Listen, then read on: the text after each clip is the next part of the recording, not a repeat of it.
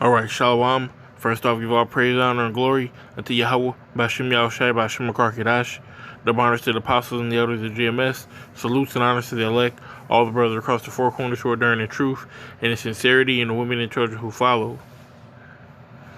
So as you can see, I believe this lesson is going to be titled, actually I'm not sure what I'm going to title it right now, but I do know what I'm going to speak about. It's about, you're not losing out on being in this truth.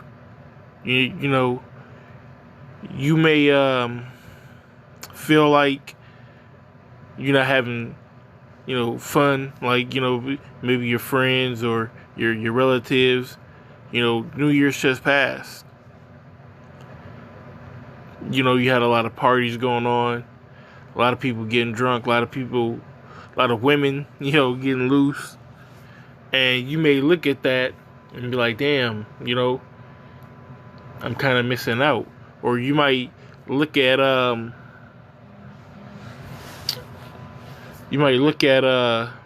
things that's going on around you and be like, man, that looks fun. Or you might wish that you could participate in certain things. But we have a job to do. And not only that, we're putting the money in our spiritual banks opposed to carnality. Okay, so I'm going to get the scripture. This is 1 Peter 4:3. It says, "For the time past of our life may suffice us to have wrought the will of the Gentiles, when we walked in lasciviousness, lust, excess of wine, reveling, banqueting, and abominable idolatries." That's talking about us before we got into the truth. We may have been involved in all of that. We may have probably celebrated Christmas, probably celebrated the New Year's, birthdays, did all kinds of things that, we don't do now. But that's what makes us different. That's what cleanses us. Okay, repentance, going back. That's the difference between your everyday Jake, who's going to end up a 2/3, and a man of the Lord, who's a potential elect. They're still walking in the lasciviousness, still walking in the lust, the excess of wine, the reveling, the banqueting, the partying, the abominable idolatries, still following white Jesus, or Egyptology, or Islam, or Buddhism, whatever, they think that they feel is correct. But us, verse 4 says, "Wherein they think it strange that ye run not with them to the same excess of riot, speaking evil of you." Because we don't run to those same things as the other people. Like I said, on New Year's Eve, everybody was out partying, drinking, kissing somebody at 12 o'clock. And what was the men of the Lord doing? Everyone was putting up the videos. Everyone was doing shows. Everyone was doing their New Year's Eve destructions, waiting on the apostles to drop the video so we could figure out what the new year is. And this is 2021, the year of hasting of the coming of Yahweh Bashem Yahushai. Slakia.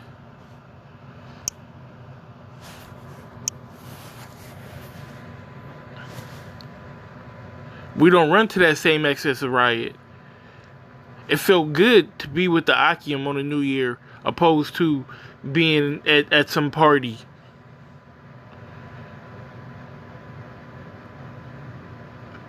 With some chick you don't even know. Or maybe you do know. But even if you do, Is she gonna get you out this place? Is she gonna catch you when you fall? Is she gonna tell you that you better get your ass out there on the line on Fridays? Or is she gonna try to pull you away from it? She ain't gonna give you no precepts. Come on.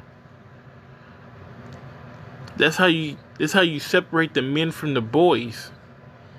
This truth does that. So no, you're not missing out. You're not missing out on this world.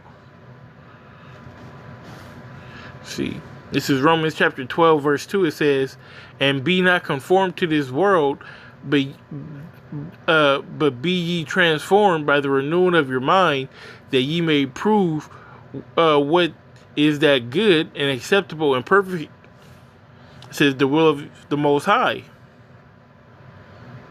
Don't conform to this world. Let me get this word conform, because this is a beautiful word. Matter of fact, bear with me because I gotta pull it up.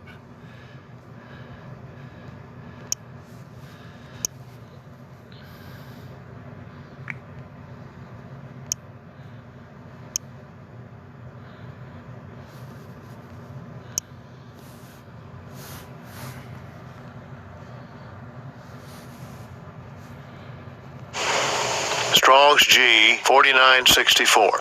Suschematizo. What he said. But it says to conform oneself, i.e. one's mind and character, to another's pattern, fashioning oneself according to. So it's not your actions, it's conforming yourself to another person's pattern. So you're not even you at that point. You're trying to be them. You're following along them. If you're going to follow anybody and conform yourself to this truth. Let your elders and apostles and ultimately, the prophets of old and ultimately Yahweh Shem Yahshai be your guide. Be who you following. Conform to that pattern. Don't conform to a nigga, or don't conform to you know what I'm saying, some box that's not even yours, that it's just rented because everybody in the city didn't have it. I'm glad I got that's deep. You know what I'm saying? It says, "Be not conformed to this world, but be ye transformed by the renewing of your mind." By the renewing of your mind. You gotta understand where you at, where you trying to be, where you've been, and where you need to go. We're trying to get out of this place. Fuck this world. If Tupac said one thing, he said, woke up, said, "Fuck the world." Yeah, fuck this world. Says that ye may prove what is that good and acceptable and perfect. These are the things that you should be conforming to being accepted by the Most High, trying to be perfect in the eyes of the Most High, doing this thing right.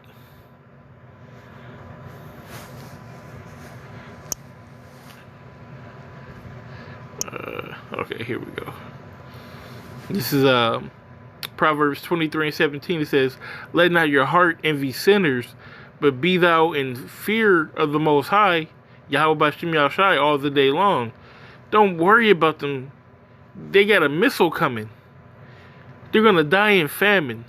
Jacob's trouble is about to eat these people alive. 2021, no joke, and 2021 coming harder. Okay? We just waiting on the next domino to drop. We know what's going on. We know that they got the vaccine. We know that the chip is right there on the rise. Pretty soon we're not going to be able to say the chip on these videos.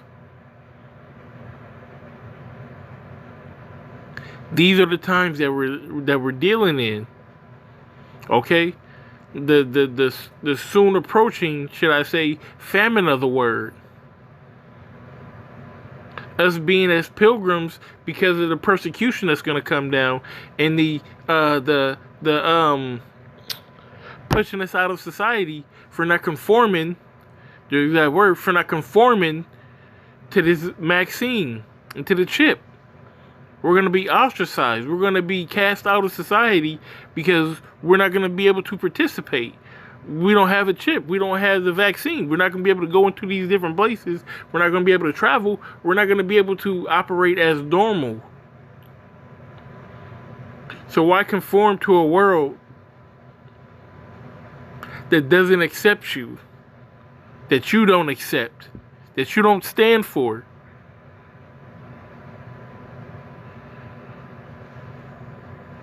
Alright, and you can read this chapter all the way through, really. But this is Sirach chapter 2. It says, "My son, if thou come to serve the Lord, prepare thyself for temptation." It's going to be lust of the flesh and lust of the eyes and things that want to pull you back into that world. But you got to be strong. You come to serve the Lord.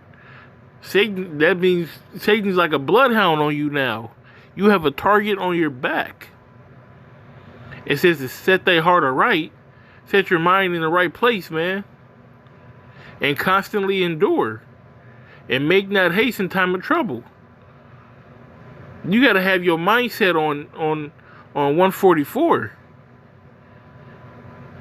You got to know what the objective is, what the mission is, and complete the mission. You can't compromise the mission. The world is what's going to compromise this mission. So you got to know how to be in the world, but not of the world.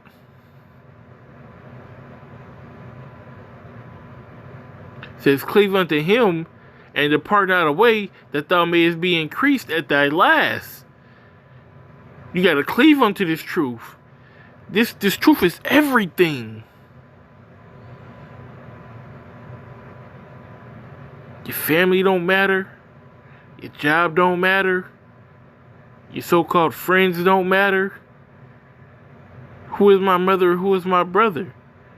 But him that do the will of Yahweh Bashem Yahushai. That's what matters. The will of Yahweh Bashem Yahushai.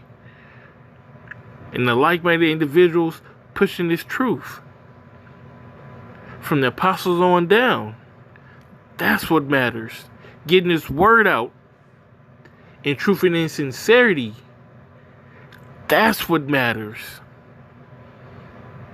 Give a fuck about a drunk bitch on New Year's?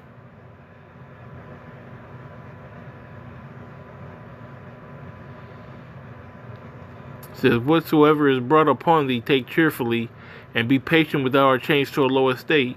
Because nobody said this thing was going to be easy. So whatever troubles you're going through, take it cheerfully.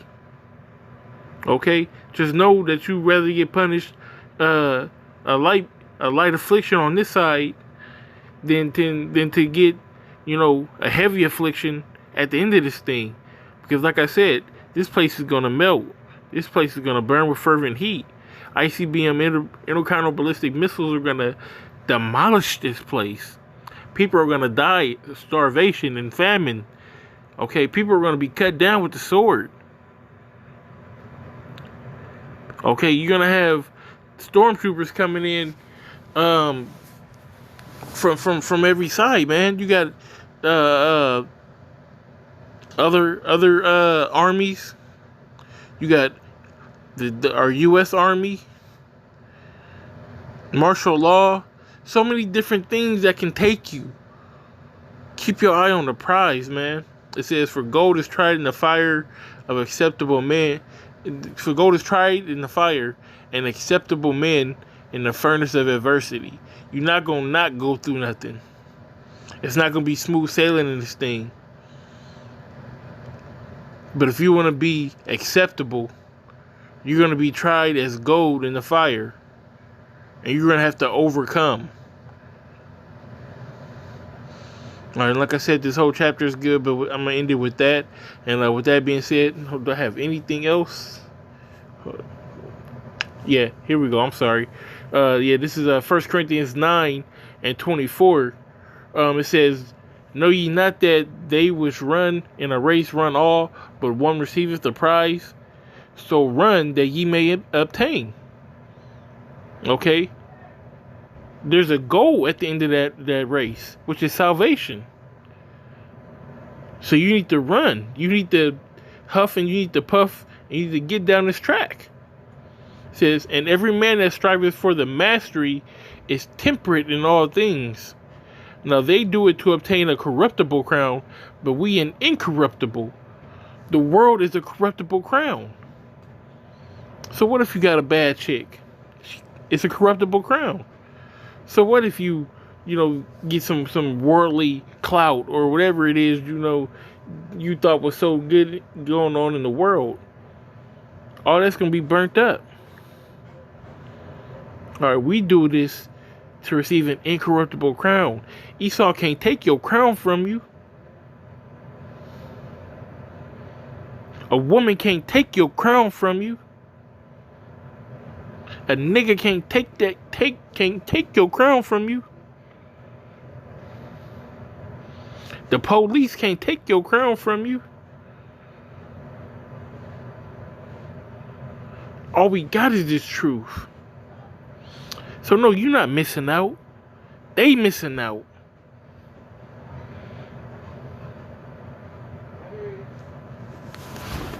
It says, I therefore so run, not as uncertainly, so fight I, not as one that beateth the air. Okay, it's referencing like a boxer. It says, therefore so I run, not as uncertainly, so fight I, not as one that beat in the air. Because when you swing and you miss, you're using the most energy.